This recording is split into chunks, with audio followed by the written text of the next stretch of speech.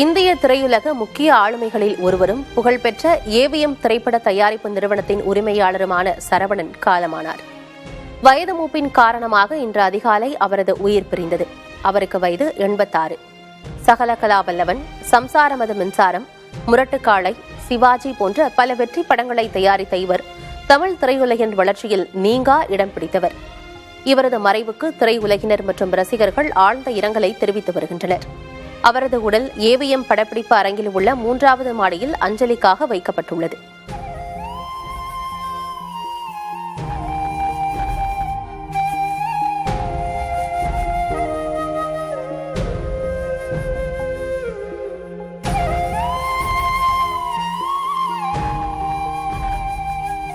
சென்னையில் காலமான திரைப்பட தயாரிப்பாளர் ஏவிஎம் சரவணன் உடலுக்கு திரைத்துறையினர் மற்றும் முக்கிய பிரபலங்கள் அஞ்சலி செலுத்தி வருகின்றனர். மறைந்த ஏவிஎம் சரவணனுக்கு அவர்கள் சூட்டிய புகழாரத்தை பார்க்கலாம்.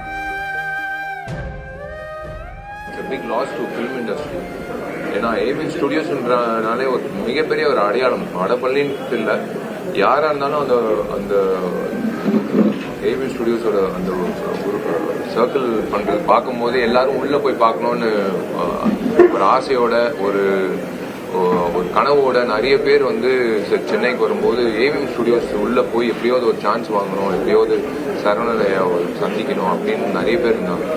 சொல்லவே தேவையில்லை. பராசக்தியில சிவாஜி கணேசன் ஐயாவை அறிமுகப்படுத்துது.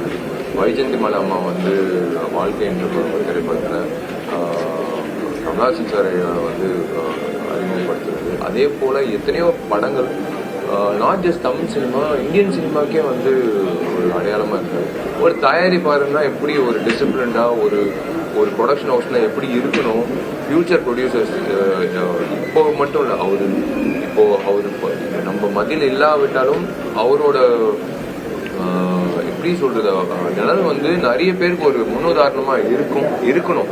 அவரோட சைலண்ட் சாதனைகள் அப்படின்னு எடுத்தீங்கன்னா வால்யூம்ஸ் அண்ட் வால்யூம்ஸ் போயிட்டே இருக்கு. உண்மையிலேயே செயல் வீரர்னா அவர் ஜென்டில்மன்கிற வார்த்தைக்கு நான் டிக்ஷனரியில் டெஃபினேஷன் கேட்டால் ஏவிஎம் சரவணன் தான். எனக்கெல்லாம் மிகப்பெரிய ஆர்வம். முரட்டுக்காலை என்ற படம் இல்லை என்றால் எஸ்பிஎம் இவரும் சேர்ந்து என்னை குமரனோட சேர்ந்து இங்கே கொண்டு வந்ததுன்னா வைஜி மகேந்திராங்கிற நடிகனே கிடையாது. மாசுக்கிட்ட என்னை கொண்டு போய் இறக்கி விட்டது இந்த காம்பவுண்ட், அதுவும் சரவணன். தொடர்ந்து அவருடைய படங்கள்லாம் பண்ணும்போது அவரோட எனக்கு ரொம்ப நல்ல ஒரு ரிலேஷன்ஷிப் வருது. எங்கள் தாயார் மேலே ரொம்ப மதிப்பு வருது. ஒரு வருஷம் முன்னாடி வரைக்கும் கூட அவர் ஃபோனில் நான் அடிக்கடி பேசுவேன். அதுலேயும் பாருங்கள் அவருடைய மனசு.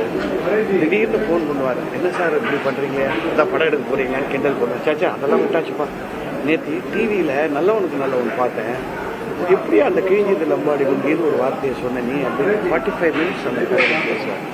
பாராட்டுவார். யார் சார் பாராட்டுறாங்க இன்னைக்கு காலத்தில்? நம்ம பண்ண தப்பை எடுத்து சொல்கிறதுக்கு தான் ஆள் இருக்காங்களே தவிர எப்போவோ பண்ணதை இன்னைக்கு ஞாபகம் வச்சு நீங்கள் பாராட்டி இந்த படத்துக்கு நீங்கள் பெரிய தூண் தெரியுமான்னு பேசுகிற என்ன ஒரு ஆத்மா. இப்போ அவங்க குடும்பத்தார்ட்ட நான் பேசினது கூட மறுபடியும் ஏவிஎம் தொடர்ந்து படங்கள் எடுக்கிறோம். இந்த படத்தோட ஆரம்பத்தில் சரவண் சாரோடைய போட்டோ போட்டு அவருக்கான அஞ்சலின்னு சொல்லிட்டு செலுத்தணும். அந்த மாதிரி அட்லீஸ்ட் 100 படங்களாவது எடுக்கணும்.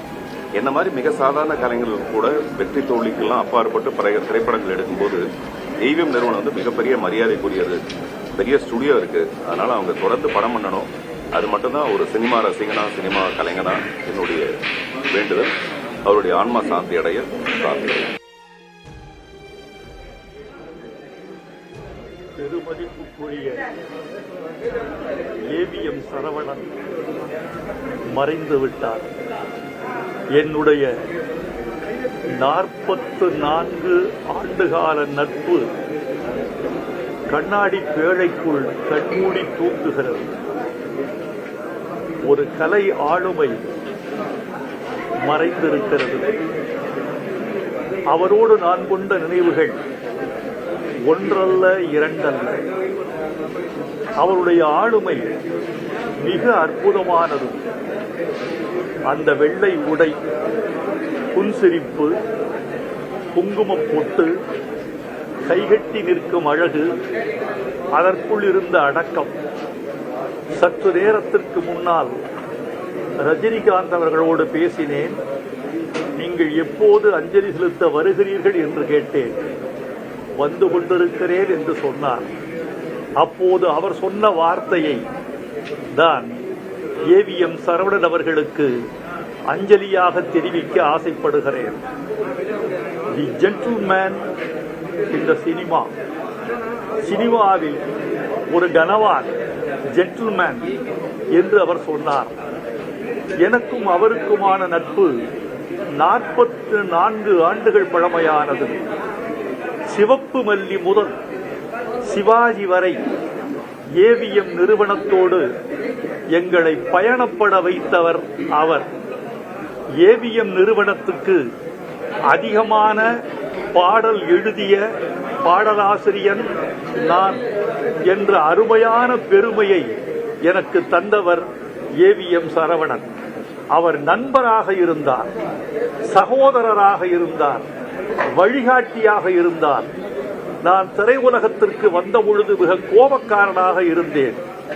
எதற்கும் பதில் சொல்லக்கூடிய முரட்டுத்தனம் எனக்கு இருந்தது. ஒரு நாள் தன் தனி அறைக்கு என்னை அழைத்து, இந்த கோபம், இந்த முரட்டுத்தனம் திரையுலகின் நீண்டகால பயணத்துக்கு ஆகாது. உங்கள் கோபத்தை நீங்கள் தவிர்த்து கொள்ள வேண்டும், முரட்டுத்தனத்தை குறைத்துக் கொள்ள வேண்டும், விமர்சனங்களுக்கு பதில் சொல்லக்கூடிய ஒரு பழக்கத்தை நீங்கள் விட்டுவிட வேண்டும் என்று அறிவுறுத்தினார். அதன் பிறகு எனக்கு நேர்ந்த வளர்ச்சி முக்கியமானது. ஒரு முக்கியமான பதிவை இந்த நேரத்தில் நான் பதிவிட வேண்டும் என்று ஆசைப்படுகிறேன். நான் நன்றி உள்ளவர் என்பதற்கும் அவர் எவ்வளவு பெரியவர் என்பதற்கும் ஒரு சம்பவம். முதலில் நான் வாகனம் வாங்குவதற்கு எனக்கு பொருள் உதவி செய்தவர் அவர்.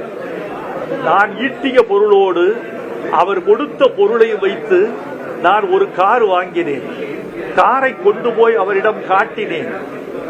மகிழ்ச்சி என்று சொன்னவர் ஒரு வார்த்தை சொன்னார். அது ஒரு தத்துவம்.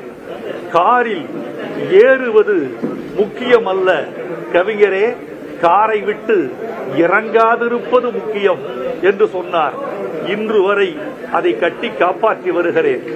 முரட்டுக்காளையில் இருந்து அவருடைய புது அத்தியாயம் தொடங்கியது.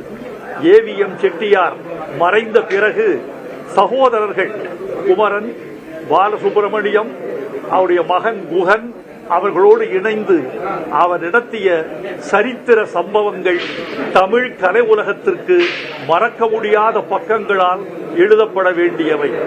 ஒரு தயாரிப்பாளர் மறைந்து விட்டார் என்பதா, ஒரு கனவான் மறைந்து விட்டார் என்பதா, ஒரு சகோதரர் மறைந்து விட்டார் என்பதா, ஏவிஎம் சரவணன் என்ற பெயர் தமிழ் திரையுலகில் மறக்க முடியாத கல்வெட்டுகளில் எழுதக்கூடிய பெயராக இருக்கும்.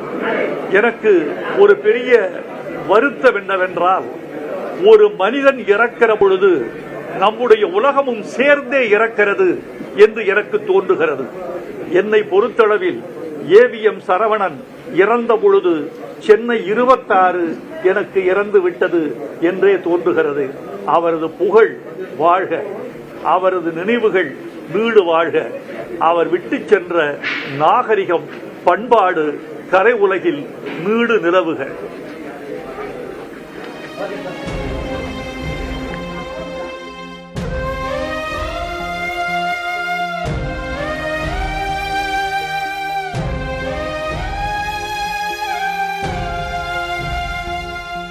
மறைந்த ஏவிஎம் சரவணன் குறித்த நினைவலைகளை திரைத்துறையினர் பகிர்ந்து கொண்டனர். அதனை பார்த்தோம்.